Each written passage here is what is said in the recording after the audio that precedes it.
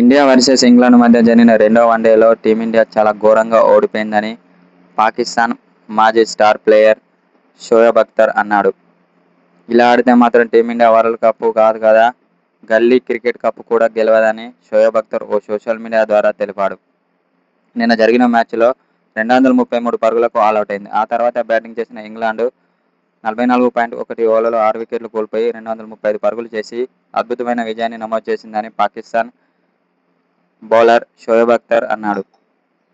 ఇలా ఆడితే మాత్రం గల్లీ క్రికెట్లో కూడా గెలవదని అన్నాడు. నిన్న జరిగిన మ్యాచ్లో టీమిండియా బౌలింగ్లోనూ బ్యాటింగ్లోనూ చాలా ఘోరంగా విఫలమైందని షోయబ్ అఖ్తర్ ఓ సోషల్ మీడియా ద్వారా తెలిపాడు.